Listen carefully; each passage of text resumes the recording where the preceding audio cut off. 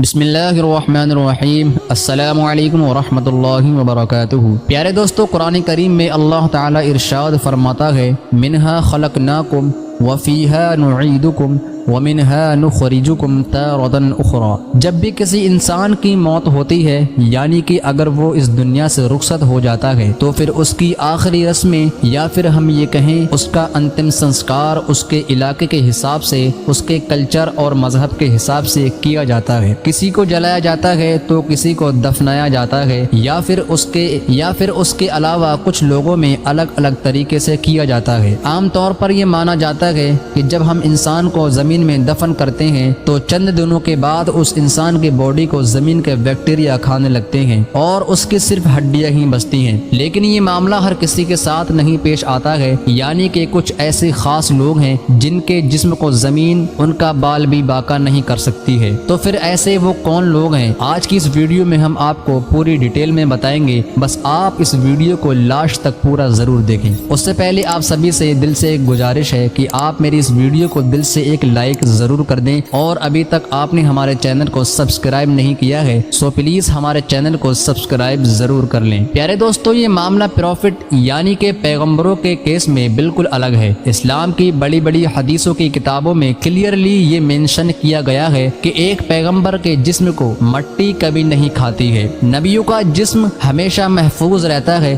بلکہ زمین کے نیچے وہ ویسے ہی ہوا کرتے ہیں جیسے وہ زمین کے اوپر رہا کرتے تھے۔ بلکہ یہی نہیں، قرآن و حدیث کے مطابق صرف نبی ہی نہیں بلکہ وہ لوگ بھی شامل ہیں جو شہید اور اللہ تعالیٰ کے نزدیک اس کے پسندیدہ لوگ بھی شامل ہیں۔ اس چیز کا جیتا جاگتا ثبوت ہے جو ہم لوگوں نے کچھ سمے پہلے ہی عراق میں دیکھنے کو ملا تھا، جس کو دیکھ کر پوری دنیا حیران اور دنگ رہ گئی تھی۔ دوستو، یہ بات اس وقت کی ہے جس وقت عراق پر شاہ فیصل کا راج چلتا تھا۔ فی الحال معاملہ یہ تھا کہ ایک رات شاہ فیصل نے اپنے خواب میں ایک صحابی رسول حضرت حذیفہ بن یمان کو دیکھا، جنہوں نے شاہ فیصل سے کہا کہ حضرت محمد صلی اللہ تعالی علیہ وسلم کے دو پیارے صحابی جن کو دریائے دجلہ کے قریب میں دفنایا گیا تھا، اب ان کی قبروں کے پاس پانی آ رہا ہے۔ یہی وجہ ہے کہ دریائے دجلہ اپنا پانی کا رخ بدل رہا تھا، اور اب تم عراق کے حاکم ہو تو تمہاری یہ ذمہ داری ہے کہ تم ان کی باڈی کو کسی سیف جگہ پر لے جاؤ۔ اگلی صبح جب شاہ فیصل کی آنکھ کھلتی ہے تو حاکم نے اس علاقے کے مفتی اعظم سے ملنے کا فیصلہ کیا، لیکن مفتی صاحب کے حد سے زیادہ بزی ہونے کی وجہ سے وہ مل نہ سکے۔ اگلے دن پھر شاہ فیصل کے خواب میں حضرت حذیفہ بن یمان رضی اللہ تعالی عنہ آئے اور اس کو پھر وہی حکم دیا، لیکن دوسری رات کے خواب کے بعد بھی شاہ عراق کنفیوز ہی رہا۔ اگلے دن تیسری رات میں پھر وہی خواب آیا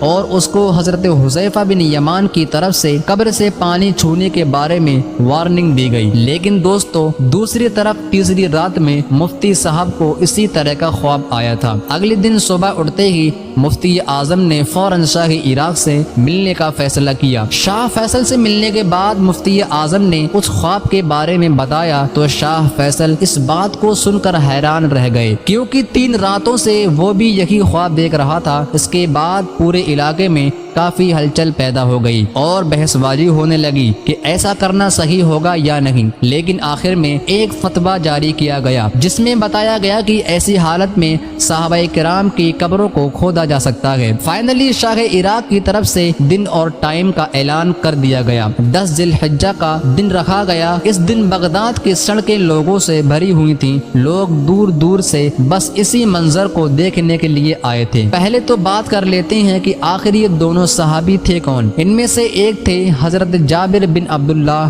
اور دوسرے تھے حضرت حذیفہ بن یمان۔ پیارے دوستو، جب ہزاروں لوگوں کے بیچ میں صحابہ کی قبریں کھولی جا رہی تھیں، قبریں جب کھولی گئیں تو سب لوگوں کے ہوش اڑ گئے اور آنکھیں پھٹی کی پھٹی رہ گئیں، کیونکہ معاملہ بالکل ویسا ہی تھا جو کہ صدیوں سے سنتے آئے تھے یا پھر کتابوں میں پڑھتے آئے تھے۔ جو کفن تھا وہ بالکل صاف اور اتنے زیادہ سفید، باڈی جو تھی وہ بھی بالکل فریش اور انٹچ تھی۔ ایسا محسوس ہو رہا تھا مانو کچھ لمحوں پہلے ہی ان لوگوں کو قبر میں لٹایا گیا ہو۔ یہ سب ہونے کے بعد ان دونوں صحابہ کرام کو دوسری جگہ دفنایا گیا تھا، یعنی کہ حضرت سلمان فارسی رضی اللہ تعالی عنہ کے مرکبے کے پاس میں دفنا دیا گیا۔ سبحان اللہ۔ پیارے دوستو، آج کی یہ ویڈیو آپ کو اچھی لگی ہو تو آپ اس ویڈیو کو لائک اور چینل کو سبسکرائب ضرور کر لیں۔